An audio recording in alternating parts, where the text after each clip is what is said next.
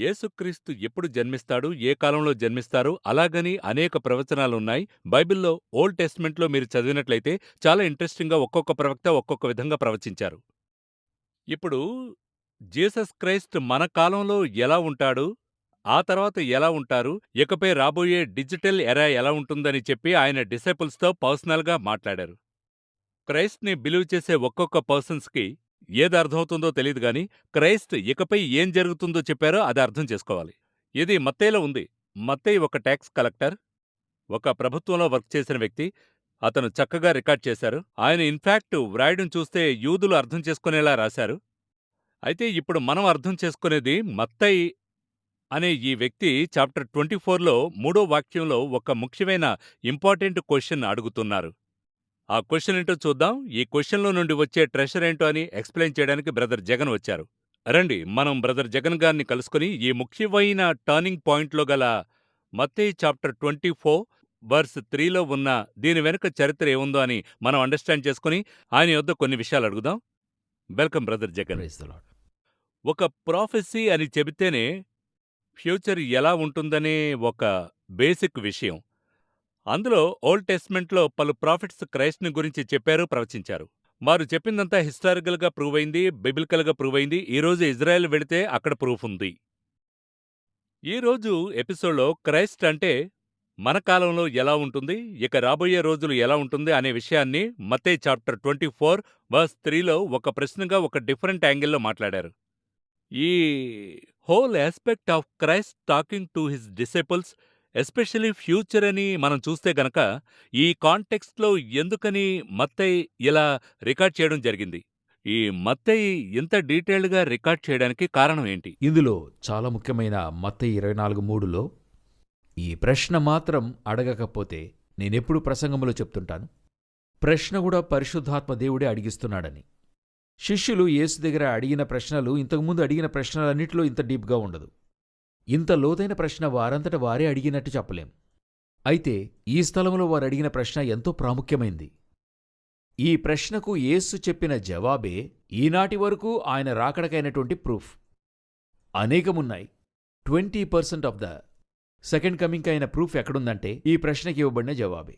ఇదే ప్రశ్న లూకా 21లోనూ వస్తుంది. ఈ విషయంలో యేసు మాట్లాడిన డీటెయిల్, ఆయన చెప్పిన విషయాలు పర్పస్గా ఈరోజు లోకమంతా ధ్యానించే వాక్యభాగము.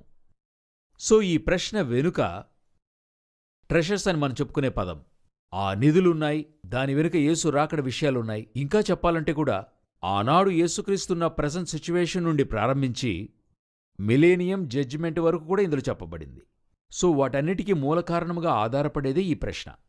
ఈ ప్రశ్న నుండే అన్ని ప్రారంభమవుతాయి. ప్రారంభించబడింది. ఈ ప్రశ్నను మనం తెలుగులో కొంచెం చూసి, ఇందులో నుండి మనం ఎలాగున ప్రేక్షకులు అర్థం చేసుకోగలరు? మనం ఏవైతే కన్క్లూషన్ ఇచ్చి ఎలా చెప్పగలమో అనే విషయం, ఎందుకంటే ఇప్పుడు మనం జీవించే కాలాలు చూస్తే అంత క్లియర్‌గా ఇది ప్రాఫిట్ క్రైస్ట్ చెప్తున్నాడు. ఇప్పుడు క్రైస్ట్ రాబోతున్నాడని అనేక మంది ప్రవక్తలు ప్రవచించారు. ఇప్పుడు క్రీస్తు వచ్చి ఆయన కొన్ని ట్రెషర్స్ తెలియజేశారు. ఆ యాంగిల్‌లో ప్రేక్షకులకు అర్థమయ్యేలా చెప్పాలని నేను కోరుచున్నాను. మీరెలా చూస్తున్నారు? మనమెలా వారికి అర్థమయ్యేలా చెప్పాలి? మొదట ఈ ప్రశ్న మన భాషలో ఇంగ్లీష్లో చూద్దాం. హ్మ్. ఆయన ఒలీవల కొండ మీద కూర్చుండి ఉన్నప్పుడు శిష్యులు ఆయన యొద్దకు ఏకాంతముగా వచ్చి, ఇవి ఎప్పుడు జరుగును? నీ రాకడకును ఈ యుగ సమాప్తికిని సూచనలేవి మాతో చెప్పమనగా. ఇంగ్లీష్‌లో ఎలా ఉందంటే, now as he sat on the Mount of Olives, the disciples came to him privately saying, tell us when will these things be? And what will be the sign of your coming end of the age? ఈ ఒక ప్రశ్నలో 2 ప్రశ్నలున్నాయి. ఒక ప్రశ్నలో మరో మరొక ప్రశ్న దాగి ప్రశ్న ఉంది. ఉంది. అక్కడేమడుగుతున్నారు? ఇవి ఎప్పుడు జరగనై ఉన్నవి? రెండవ ప్రశ్న, నీ రాకడకును ఈ యుగ సమాప్తికిని సూచనలేవి? 2 ముఖ్యమైన ప్రశ్నలు, హెవీగా ఉన్న ఎందుకంటే ప్రశ్నలు. అంతకుముందు వచనములో రాతి మీద రాయి ఒకటేనను ఇక్కడ నిలిచి ఉండకుండా పడద్రోయబడునని చెప్తున్నాడు. దేవాలయం అంతటిని చుట్టి వచ్చి అక్కడున్నప్పుడు అడిగినటువంటి ప్రశ్న. ఈ మొదటి ప్రశ్నకైనటువంటి సంఘటన ఎప్పుడు జరిగిందని చూసినట్లయితే క్రీస్తు శకం 70లో జరిగింది. హ్మ్. టైటస్ వచ్చి దాన్ని పడవేశాడు. పడవేసి కూల్చేశాడు, రాతి మీద రాయి ఒకటైనా లేకుండా. ఇవన్నీ ఎప్పుడు సంభవిస్తాయని దాని ఆధారం చేసుకుని అడుగుతున్నారు. అయితే యేసుక్రీస్తు అది మాత్రం చెప్పలేదు. దాన్ని బేస్ చేసుకుని ఎండ్ టైం గురించి కూడా అధికంగా మాట్లాడుతున్నాడు. అక్కడ యేసుక్రీస్తు ఇక్కడ రాతి మీద రాయి ఒకటైనా నిలవకుండా పడద్రోయబడుతుంది అని అక్కడ ప్రారంభించి, తరువాత ఆయన ఎక్కడికి వస్తున్నాడని అడిగినట్లయితే మీ రాకడకు లోకం యొక్క అంతమునకు చిహ్నమేంటి? ఈ ప్రశ్నకు సమాధానం చెప్తున్నాడు. ఇప్పుడు ఇవి ఎప్పుడు సంభవించును, మీ రాకడా లోకము అంతమునకు సూచనేంటి అని అడిగిన వెంటనే ఇప్పుడు ఒక రాతి మీద రాయి లేకుండా పడద్రోయబడును. ఆ ప్రశ్నకు సమాధానం అట్లే ఉంచి మరో ప్రశ్న ఇప్పుడు బదులేమిస్తున్నాడు? ఆయన రాకడకు లోకము అంతమునకు రెండిటికీ సూచనలు చెప్పాలి. ఇందులో ప్రేక్షకులకు ఇందులో మరొక ముఖ్యమైన విషయాన్ని మనం ఎక్స్ప్లెయిన్ చేసి వెళ్దాం. ఈరోజు అనేకులకు తెలియని లేక సహజంగా వారు అర్థం చేసుకోలేని ఒక విషయం ఏంటంటే, ఇక్కడ అడగబడింది లోకం యొక్క అంతమును గూర్చి. End of the world. End of the world అని ఉంది. లోకం యొక్క అంతమునకు భూమి యొక్క అంతమునకు వ్యత్యాసం ఉంది. సో వరల్డ్ కి ఎర్త్ కి డిఫరెన్స్ ఉంది. వరల్డ్ కి ఎర్త్ కి డిఫరెన్స్ ఉంది. World is entirely different from the earth. ఎలాగా అని అడిగినట్లయితే, దేవుడు ఆకాశమును భూమిని ఆదియందు దేవుడు భూమి ఆకాశములను సృజించెను. భూమి నిరాకారముగాను శూన్యముగాను ఉండెను. ఇప్పుడు ఈ భూమి నీళ్లలో ఉంది. జలములలో ఉన్న భూమిని దేవుడు బయటికి తెస్తున్నాడు. వెలుగు కలుగునుగాక. అప్పటి నుండే మనకు డే లెక్క వస్తుంది. కాని భూమి అంతకుముందు నుండే ఉంది. అవునా? కరెక్ట్. సో అంతకుముందే ఆకాశములు నిర్మించబడ్డాయి. దీనిలోనే మనము కన్ఫ్యూజ్ చేసుకుంటున్నాం. అనేక కోట్ల సంవత్సరాలకు ముందని అని మనం చెప్తున్నాం కదా. ఇది దేన్ని బట్టి చెప్తున్నాం? మనిషి సృష్టించబడ్డానికి భూమి సృష్టించబడ్డానికి ఒక వ్యత్యాసముంది. భూమి సృజింపబడిన కాలం వేరు, మనుషుడు సృజింపబడిన కాలం వేరు. ఆదియందు దేవుడు భూమి ఆకాశములను సృజించెను. భూమి నిరాకారముగాను శూన్యముగాను ఉండెను. అది సృజించి ముగించేశాడు. దేవుని ఆత్మ జలములపైన అల్లాడుచుండెను. దాని తర్వాత వెలుగు కమ్మని పలికాడు. మొదటి దినమాయెను. రెండవ దినముననే జలములలో నుండి భూమి బయటకొస్తుంది. సో ఈ సమయ వ్యవధికి భూమి సృజింపబడిన సమయం వేరే. సో భూమిని తీసుకున్నట్లయితే ఎన్ని కోట్ల సంవత్సరాలు అయ్యాయి, ఎంతైందని మనకు లెక్క తెలీదు. దీన్ని పెట్టుకుని మనం ఎన్నో కథలు చెప్పుకుంటూ వస్తున్నాం. మనిషి సృష్టించబడిన చరిత్ర, క్రియేషన్స్ అంటే 3వ రోజు చెట్లు ఫలవృక్షములు, క్రియేషన్. 4వ రోజు సూర్యచంద్రులు, 5వ రోజు మత్స్యములు పక్షులు, 6వ దినము మానవుడు మృగములు. దీనికి పేరే లోకము, వరల్డ్, భూమి అనేది. ఇప్పుడు ఇంకా వారికి కొంత డీటెయిల్డ్గా చెప్పాలంటే, ఆదికాండము 1:10లో జలములన్నీ ఒక చోట కూర్చబడును, ఆరిన నేల కనబడును. దేవుడు ఆరిన నేలకు భూమి అని పేరు పెట్టాను. ఈ గ్లోబ్ మనం చూస్తున్న గోళం, ఈ గుండ్రాకారానికి పేరే ఎర్త్, ఈ గోళానికి పేరే భూమి. ఈ భూమిలో ఉన్నటువంటి సృష్టి యావత్తు ఉంది గదా, క్రియేషన్స్, దానికి పేరే వరల్డ్. ఇక్కడ వీరేమడుగుతున్నారు?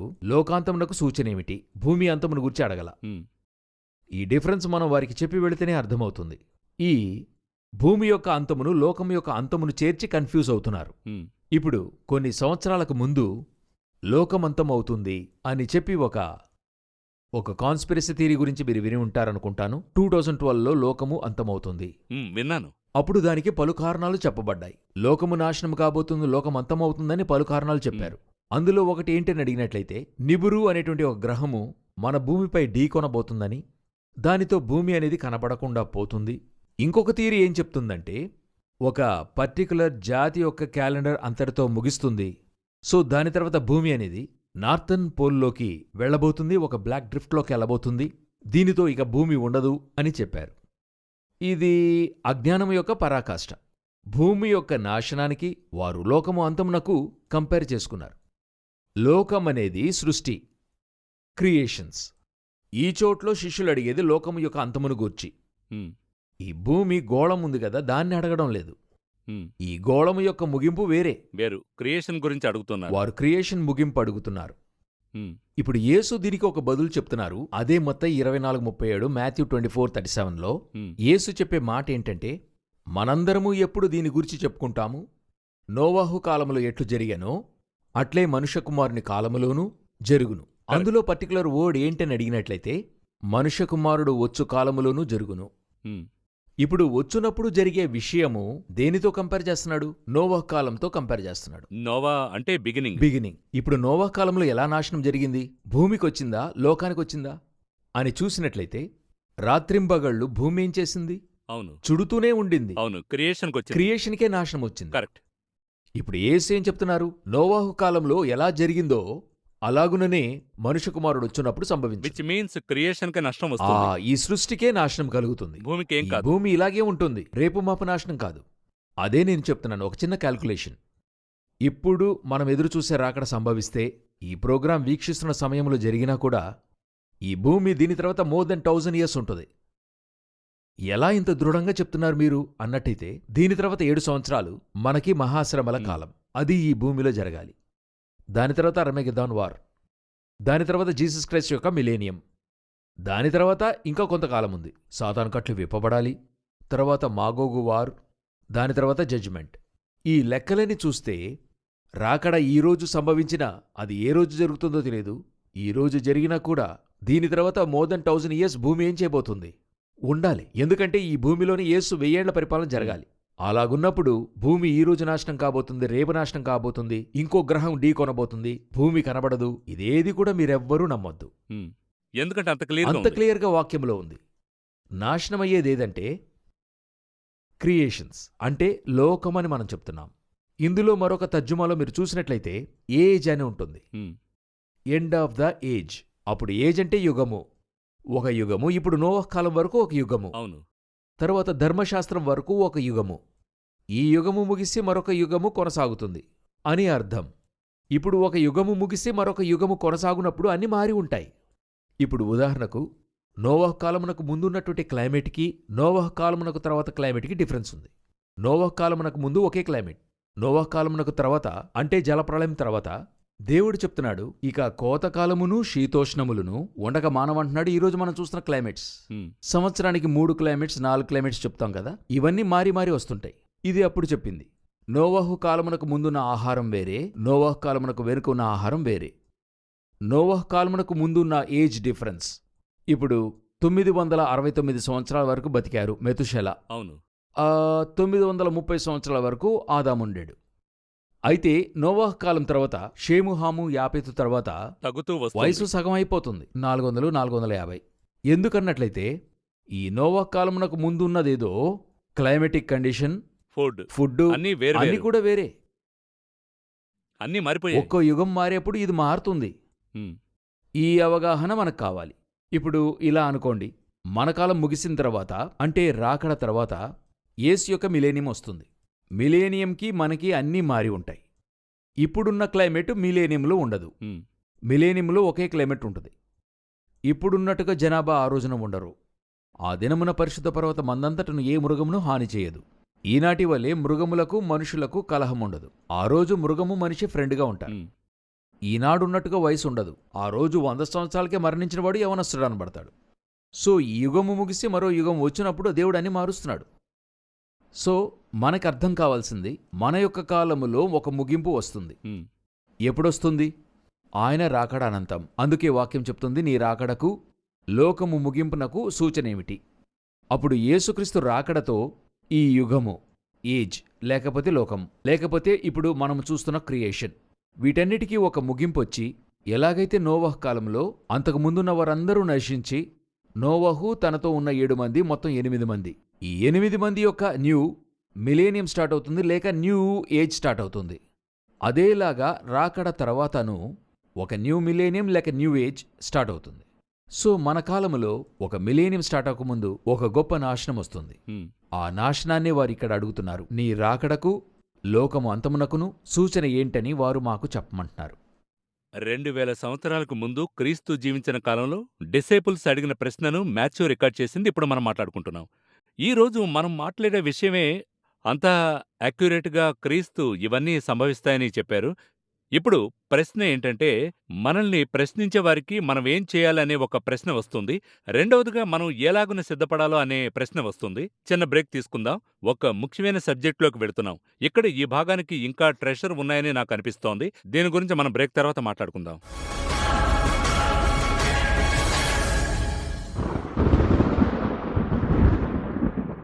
మీకు వెబ్సైట్, వెబ్ యాప్ మరియు మొబైల్ యాప్ కావాలా? వ్యాపారస్తులు అంటారు చాలా ఖరీదు అని. ఏ విధంగా నా సంఘం లేక నా పరిచర్య ఆన్లైన్ జర్నీకి మారి అనుకూలమైన ధరల్లో ఏ విధంగా పొందగలను? డిజిటల్ ప్రపంచం లోపలికి ఒక అడుగుతో పరిష్కారం పొందే B12ని పరిచయం చేస్తున్నాం. ఇప్పుడే మా సంఘ సంబంధముల నిర్వాహకులతో సంప్రదించండి మరియు వ్యక్తిగతంగా మీ సంఘం లేక పరిచర్య ఏ విధంగా వీటన్నిటినీ పొందగలరో డెమోని చూడండి. సంప్రదించవలసిన నెంబర్ 7799908905 మరియు 7396877011.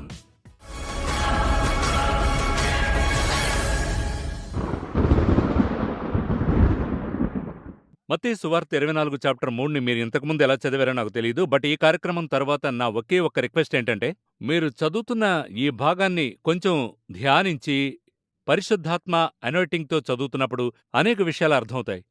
బ్రేక్ ముందు అడిగిన ప్రశ్నకు మరలా బ్రదర్ జగన్ యొద్దకు వెళదాం. బ్రదర్ జగన్, ఇందులో చాలా రివలేషన్స్ వస్తూ ఉన్నాయి. ఒకే వచనం, బట్ ఇది ఎంత దూరం వెడుతుందంటే, ఈరోజు మనం ఉండే ప్రపంచం మాత్రం కాకుండా ఫ్యూచర్‌కి తీసుకుని వెళుతున్నట్లు అనిపిస్తోంది ఈ ఒక్క ప్రశ్నలో. దీని గురించి మీరు ఇంకా ఎక్స్‌ప్లెయిన్ చేయాల్సింది ఎన్నో విషయాలున్నాయి. ఇందులో మనం ఏది మిస్ అయ్యాం? లోకము యొక్క అంతమునకు సూచన ఏమిటని మనం చెప్పుకుంటూ వచ్చాము. భూమి అంటే ఏదని మనం చూశాం. సో మన కాలములో మన యుగము, దేవుని రాకడానంతం, దానితో మిలీనియం స్టార్ట్ అవుతుంది. వీటి రెండిటికి మధ్యలో ఒక ముగింపు వస్తుంది.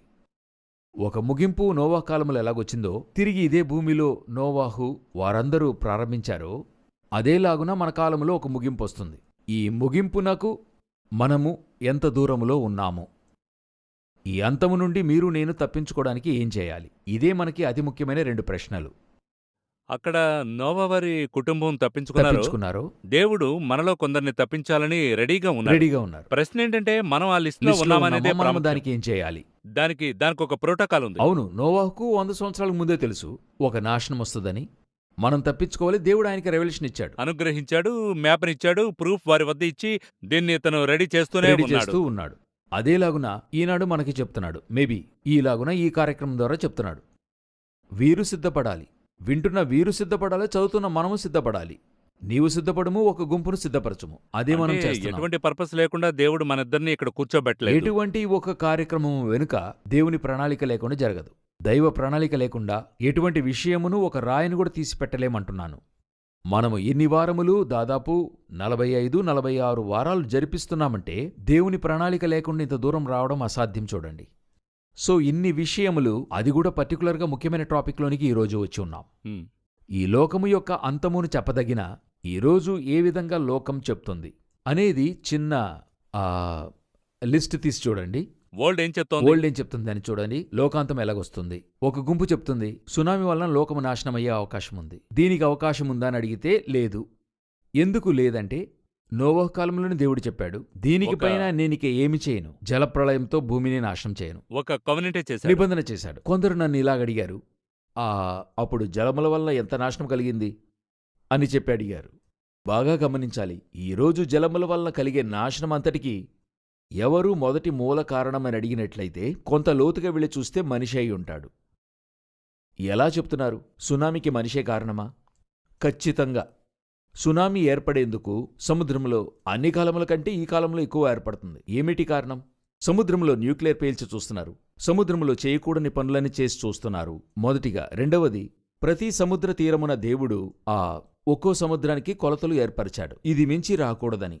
వీరు ఈ సముద్రం వెంబడి ఉన్న ఇసుకను తోలడం, అక్కడున్న చెట్లను నరకడం, అంతటినీ కొలాప్స్ చేశారు. కొన్నిసార్లు మీరు దీవులకెళ్ళినట్లయితే, కొన్ని దేశాలకెళ్ళినట్లయితే సముద్రంలో ఇసుక నింపి రీక్లెయిమ్ ల్యాండ్ అని చెప్తుంటారు, మీకు తెలుసు అనుకుంటా. అలా చేసి ఊరును నిర్మిస్తారు. నేను చెప్తాను, అది రీక్లెయిమ్ ల్యాండ్ కాదు, క్లెయిమ్ ల్యాండ్. వీరు దాన్ని తీసుకున్నారు, క్లెయిమ్ చేసి తీసుకున్నారు. తిరిగి 100 సంవత్సరాలు లేక 150 సంవత్సరాల తర్వాత ఆ స్థలాన్ని సముద్రం తిరిగి తీసుకుంటది. ఎందుకంటే అది దాని యొక్క బౌండరీ. ఆర్టిఫిషియల్లీ కొన్ని క్రియేట్ చేశారు. అవి ఎలా క్రియేట్ చేయబడ్డాయి? అవును, చేశారు. మరలా అది ఖచ్చితంగా సముద్రం పాలు అవుతుంది. ఎందుకంటే అది శాపము కాదు, దాని యొక్క బౌండరీ దేవుడు దానికి నియమించాడు. అవును, వీరు బలవంతంగా దాన్ని ముందుకు నెట్టారు. పూర్తి వేగంతో ఒకరోజు మరలా వస్తుంది, అది వచ్చి తీసుకుంటుంది కదా, అప్పుడే అది రీక్లెయిమ్ ల్యాండ్. అదే మరలా రీక్లెయిమ్ చేయడం అనేది. సో ఆ విధంగా సునామీ మాత్రం కాదు, భూకంపనలు. ఎందుకు భూకంపములు ఇంత విస్తృతంగా ఉన్నాయి? భూమి యొక్క ఉపరితలమున మనం వేసే ఫైలింగు, మనం నిర్మించే కట్టడాలన్నీ ఉపరితలంపై రొటేట్ని బాగా బరువు పెంచింది. భూమి వచ్చి లేయర్ లేయర్గా ఉంటుంది. క్రింద ఉన్న లేయర్ కరెక్ట్గా దాని యొక్క స్పీడ్లో తిరుగుతుంది. పైనున్న లేయర్ మనము బరువు అధికంగా పెంచడం వల్ల మెల్లగా తిరుగుతుంది. ఇవి రెండు కూడా స్ప్రింగ్ లాగా పైకి క్రిందకి. ఒక పీరియడ్లో ఏమవుతుంది, ఈ పైనున్నది స్లోగా తిరిగేటప్పుడు తిరిగి వెళ్ళి రెండు కరెక్ట్గా జాయిన్ అవుతాయి. అందుకే ఆ స్పీడ్కి రిచర్ స్కేల్ అని మనం చెప్తుంటాం. సో ఈ విధంగా దేవుడు ఏర్పరిచినటువంటి సృష్టి యావత్తును మనము నాశనం చేశాం. తిరిగి దాని యొక్క పనితీరు చూపిస్తుంది. అదే దాని యొక్క విపత్తును గూర్చి మనం చెప్పుకుంటున్నాం. కానీ దేవుడు కలిగించే నాశనం అనేది వేరే. ఇవన్నీ మనంతట మనమే ఏర్పరచుకున్న విపత్తులు. ఇది కాకుండా దేవుడే ఒక వినాశనాన్ని దానికి పేరే జడ్జ్మెంట్. నోవాకొచ్చినట్టు. నోవహుకు వచ్చినట్టుగా. ఇప్పుడెందుకు జలములతో నాశనం అవుతుందంటే ఇవి మనం ఏర్పరచుకున్న విపత్తులు. ఈ భూమి యావత్తును జలములతో ఇక దేవుడేం చేయడు? నాశనం చేయడు. న్యాచురల్ డిజాస్టర్ ఒకటి, గాడ్ హెవెన్ డిసైడ్ చేసే డిజాస్టర్ వేరే డిసాస్టర్ వేరే.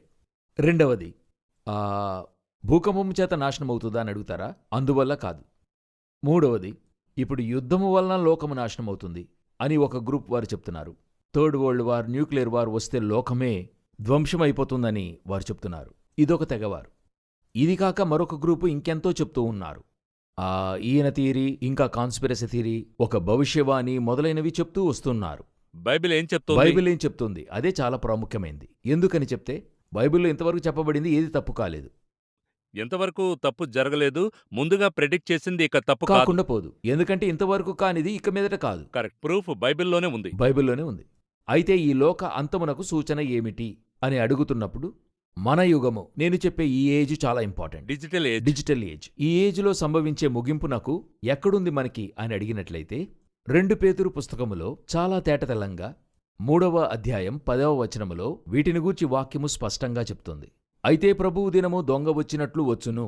ఆ దినమున ఆకాశములు మహాధ్వనితో గతించిపోవును, పంచభూతములు మిక్కటమైన వేండ్రముతో లయమైపోవును, భూమియు దానిమీదనున్న కృత్యములును కాలిపోవును. But the day of the Lord will come as a thief in the night, in which the heavens will pass away with a great noise, and the elements will melt with fervent heat. Both the earth and the works that are in it will be burnt up. Burnt up అని రాసు. Burnt up. The elements will melt అని ఉంటుంది. Melt అని ఉంది. కరిగిపోతుంది. కరిగిపోతాయి. ఇవన్నీ 2000 సంవత్సరాలకు ముందు రాయబడ్డాయి. ప్రభువు వచ్చినప్పుడు జరిగేవి. ప్రభువు దినము దొంగ వచ్చినట్లు వచ్చును. ఇదొచ్చి మత్తయిలో ఒక స్టేట్మెంట్ రికార్డ్ చేశాడు. ఇది 2 పేతురులో రికార్డ్ చేసి ఉంది. అప్పుడు దీన్ని పేతురు రికార్డ్ చేసి ఇక్కడ రాశారు. ఇది పేతురుకైనటువంటి ప్రత్యక్షత, రెవల్యూషన్. అక్కడ యేసు చెప్పింది. అక్కడ యేసు చెప్పింది మత్తయ్య రాశాడు. ఇది పేతురునకు దేవుడిచ్చే ప్రత్యక్షత. ఇది దేవుడే ఎలాగంటే యోహాను పట్మోస్ ఐలాండ్ ఇచ్చినట్లుగా పేతురుకి ఇచ్చాడు. 2 పేతురు 3:3 నుండి రాసుకుంటూ వస్తున్నాడు. అంత్యదినములలో అపహాసకులు వచ్చి ఆయన రాకడను గూర్చిన వాగ్దానమేమాయను అని చెప్పి ప్రారంభిస్తున్నాడు. దానితో ముగింపును చెప్తున్నాడు. ఇప్పుడు ఈ 10వ వచనానికి 12వ వచనానికి వ్యత్యాసం ఉంది. 10వ వచనములో ప్రభు దినము అని ఉంటుంది. But the day of the Lord will come. Day of the Lord will come. ఆయన ఎన్నుకున్న 12వ వచనంలో 12లో వచ్చి looking for and hastening the coming of the day of Lord, because of which the heavens will be dissolved అని ఉంది. New heaven and new earth will come అని అక్కడ రాయబడి ఉంటుంది. అవును. అవునా? ఉంది. అలాగున్నప్పుడు అక్కడ 13వ వాక్యం చూద్దాం. క్రొత్త ఆకాశముల కొరకును క్రొత్త భూమి కొరకును కనిపెట్టుచున్నాము. అవును. Nevertheless we according to his promise look for new heavens and a new earth in which righteousness dwells. ఈ క్రొత్త ఆకాశము భూమి ఎక్కడ ఉందని అడిగితే ప్రకటన 21వ అధ్యాయంలో ఉంది. సో ఇక్కడ పేతురుకు ఇలా రివీల్ చేశాడు. రెవల్యూషన్లో అపోస్తులుడైన జాన్కి అక్కడ రివీల్ చేశాడు. వీరిరువురికి ఉన్న కనెక్షన్ అక్కడ ఉంటుంది. కనెక్షన్ ఉంది. ఇద్దరూ కలిసి మొత్తంగా చూసామంటే కోరలేట్ అవుతూ వస్తున్నాయి. అవును. ఇక్కడ మనకి ఏ విషయం అని అడిగినట్లయితే రాకడను గూర్చిన వాక్యము మన కాలంలో ఈ డిజిటల్ ఏజ్ వీటిని గూర్చి ఇక్కడ 10వ వాక్యంలో ఉంటుంది. యోహాను చెప్పేది యేసు యొక్క 1000 ఏండ్ల పరిపాలనకు తర్వాత ఉన్న జడ్జిమెంట్. ఇంకా కొంత ఈజీగా చెప్పాలంటే భూమికైనది. ఇది మన లోకమును వరల్డ్ గురించి. ఆ భూమిని గూర్చిన అంతమే 12వ వాక్యం. సో ఇప్పుడు మన కాలములో మనము నివసిస్తున్న భూమి లోకము యొక్క అంతము, ప్రపంచము. ఇది ఎలా జరగబోతుందో 10వ వాక్యంలో చెప్పబడుతుంది. అందులో వాక్యం స్పష్టంగా తెలియజేస్తుంది. భూతములంటే పంచభూతములని చెప్తాం. 5 విధములైనవి, భూమి, నీరు, గాలి, ఇవన్నీ చెప్తాం. ఇవన్నీ కూడా వేండ్రముతో లయమైపోవును, ద ఎలిమెంట్స్ విల్ మెల్ట్ అని చెప్పబడుతుంది. చాలా కాలం వరకు ఈ వాక్యమును శాస్త్రజ్ఞులు అంగీకరించమన్నారు. ఏమిటి కారణము అని అడిగినట్లయితే ఈ భూమి అన్నది ఒక సాలిడ్ స్టేటు, రాయి మట్టిగా ఉంది. ఇవెలా కరుగుతాయి? మట్టి రాయి ఏమవదు, కరగదు. చాలా కాలం దీన్ని అంగీకరించలేదు. ఒక కాల వ్యవధి తర్వాత అగ్నిపర్వతాలు, ఆ అగ్నిపర్వతముల యొక్క శిలద్రవాన్ని చూస్తున్నప్పుడు అవి శిలలుగా మారుతున్నాయి. తర్వాత అవి మరలా మండడం ప్రారంభిస్తాయి. ఆ విధంగా అగ్నిపర్వతాలు శిలద్రవాన్ని ఎగజిమ్ముతుంటాయి. అప్పుడు రాళ్లు మరలా ఏ విధంగా మారే ఆస్కారముంది? మండి శిలద్రవాలుగా అంటే ఎలిమెంట్స్ విల్ మెల్ట్ అన్నది వారు నిర్ధారణ చేశారు. ప్రూవ్ చేసిన తర్వాత ఇప్పుడు ఈ భూమి అన్నది మండుటకు సిద్ధముగా ఉన్నదని ఒక ఓవరాల్గా ఈ వాక్యాన్ని అంగీకరించారు. సరి మన కాలంలో ఈ న్యాయతీర్పు జరగడానికి ఎంతవరకు సాధ్యమవుతుంది అని అడిగినట్లయితే చాలా ఫ్రీక్వెంట్గా అందరి యొక్క చెవులలో ఒకటి నినాదం అవుతూ ఉంది. కానీ అది చాలా నిర్లక్ష్యంగా తీసుకుంటున్నారు అందరూ. వెరీ సింపుల్, గ్లోబల్ వార్మింగ్ మీరు వినే ఉంటారు. భూమి ఆవిరవ్వటం. ఇంకొక మాట చేర్చి చెప్తున్నారు, వాతావరణ మార్పు. ఈ వాతావరణ మార్పు యొక్క ప్రభావం ఏంటి అంటే ఏంటని అడిగితే 3.5 డిగ్రీ సెల్సియస్ నుండి 5 డిగ్రీ సెల్సియస్ వరకు ఇంక్రీస్ అవ్వడానికి అవకాశముందని చెప్పి WHO నుండి, వరల్డ్ హెల్త్ ఆర్గనైజేషన్ నుండి, UN నుండి దీనికైన కాషన్ ఇస్తున్నారు. ఇవ్వడం మాత్రమే కాకుండా ప్రపంచ దేశ నాయకులందరూ చేరి దీని గురించి మాట్లాడుతున్నారు. ఈ వాతావరణ మార్పును తగ్గించేది ఎలాగా, ఎందుకు ఇంత దూరం వచ్చింది అంటే లోకానుసారమైన రీజన్ తీసుకున్నట్లయితే ఒక ప్రక్క చెట్లన్నిటినీ నరికేశాం, అదొకటి. అటవీ నిర్మూలన చేశాం. ఇది కాకుండా పారిశ్రామిక విప్లవం అంటూ ఫ్యాక్టరీస్ని కడుతూ వచ్చాం. భయంకరమైన కార్బన్ డయాక్సైడ్. అది కాక వాహన ఉత్పత్తి అధికం. దీనివలన కలిగే ఉష్ణం. ఇది మాత్రం కాకుండా ఎయిర్ కండిషన్, మనం అందులో వాడేటువంటి గ్యాస్, అందులో వాడేటువంటి కార్యాలు అన్నీ చేర్చి ఈరోజు భూమి ఏమైంది, హై టెంపరేచర్లో ఉంది. ఇది లోకానుసారం. అయితే బైబిల్ స్పష్టంగా తెలియజేస్తుంది, అంత్యదినములో భూమి మికటమైన వేండ్రముతో లయమైపోవును. ఈరోజు కాలిపోవడానికి అన్నీ ఏమవుతున్నాయి, సిద్ధంగా ఉన్నాయి. వరల్డ్ సైంటిస్ట్ అందరూ భయపడుతున్నారు. ఎందుకు భయపడుతున్నారంటే ఇప్పుడు ప్రకటన గ్రంథము 6వ అధ్యాయము మీరు 16వ వచనములో మీకు వాక్యం స్పష్టంగా తెలియజేయబడుతుంది. 14 నుండి 16 వరకు. ఆకాశమండలము చుట్టబడిన గ్రంథము వలనే తొలగిపోయెను. అనేక మంది అనుకుంటున్నారు మనం చూస్తున్న ఆకాశమండలము చుట్టబడి తొలగిపోతుంది. అలాగ వెళ్ళదు, ఆల్రెడీ సగం పోయింది. ఏంటని అడిగినట్లయితే ఓజోన్ లేయర్ మనందరికీ తెలిసి ఏమైంది, హోల్ ఏర్పడి అది ఇప్పుడు కొంచెం కొంచెంగా విడిచిపోతుంది. ఎలాగంటే బైబిల్ ప్రకారంగా యూదుల యొక్క నమ్మకాన్ని బట్టి 7 ఆకాశములంటారు, హెవెన్ 7 అంటారు. 7 ఆకాశములంటే మనం ఏం అర్థం చేసుకోవాలి అంటే 7 రకములైన ఆకాశములా, అలా కాదు, 7 లేయర్లు. ఇప్పుడు పౌలు చెప్పేప్పుడు మనకేం చెప్తున్నాడు, 3వ ఆకాశం వరకు నేను ఎత్తుకుని పోబడ్డాను. మీరు అర్థం చేసుకోవాలని చెప్తున్నాను. మన దేవుడుండేది ఒక హెవెన్, ఏది పరలోకం అని మనం చెప్తాం, ఎవరూ చూడని ఒక స్థలం. రెండవది దెయ్యం ఉండేటువంటి స్థలము. నేను ఆకాశమునకెక్కేదను, వాడు పరలోకం ఎక్కడానికి ట్రై చేశాడు. అక్కడి నుండి వాడిని దేవుడు శపించి త్రోసివేశాడు. త్రోయబడినవాడు మరొక ఆకాశానికి వచ్చాడు. దానినే మనము ఆకాశమందు దురాత్మశక్తులు అంటున్నాం. వాడుండినది 2వ ఆకాశం, పరదైసు మనం చెప్పుకునేది. పౌలు వెళ్ళాడు చూడండి, అది 3వ ఆకాశం. ఇప్పుడు పిశాచి ఉంది చూడండి, త్రోయబడిన పిశాచి, అది 4వ ఆకాశం. ఇప్పుడు మన కంటి ఎదురుగా కనపడుతున్న 5వ ఆకాశం. తెలియని ఒక ఆకాశము ఓజోన్ లేయర్, 6వ ఆకాశం. ఇవన్నీ మీరు అర్థం చేసుకోవాలని చెప్తున్నాను. ఇలాగున అనేక లేయర్స్ ఉన్నాయి. ఇప్పుడు మనకే చూడండి, పక్షులు ఎగిరేటువంటి ఆకాశం ఉంది, విమానం ఎగిరే ఒక రేంజ్ ఉంది. అక్కడ పక్షి ఎగరలేదు. విమానం ఎగిరే రేంజ్ దాటి శాటిలైట్ ఉండే రేంజ్ ఒకటి ఉంది. కరెక్ట్. అది దాటి ఒక శాటిలైట్ కూడా లేని వట్టి సూర్యచంద్రులు ఉండేది ఒకటి ఉంది. అవును. చంద్రుడు సూర్యుని దాటి నక్షత్రముల నుండి లేయర్ ఒకటి ఉంది, గ్యాలక్సీ. అది దాటి ఒక బ్లాక్ డ్రిఫ్ట్ ఉంది. ఇలాగా ఒక్కొక్కటి ఒక్కో రేంజ్లో అమర్చబడి ఉన్నాయి. అయితే మనకంతా కూడా 3Dలో చూస్తున్నట్టు పక్కనే ఉన్నట్టు కనపడుతుంది. సో వీటన్నిటిని దాటి మనం చూస్తున్నటువంటి ఓజోన్ లేయర్ మన కాలంలో చుట్టబడిన పుస్తకం వల్ల ఏమైంది, తొలగిపోయింది. సో ఆల్రెడీ వేండ్రముతో కరిగిపోవని ఆరంభించింది.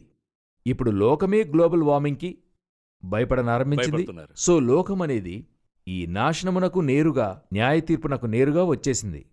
మన కంటికి ముందు మన చెవులు అవి వింటున్నాయి. ఏ విధంగా నీతిని ప్రసంగించిన నోవాహు అన్నామో అదేవిధంగా మన కాలములో ఈ ప్రసంగము న్యాయతీర్పు యొక్క ప్రసంగం. ఒక మహా విపత్తు భూమికి పొంచి ఉంది.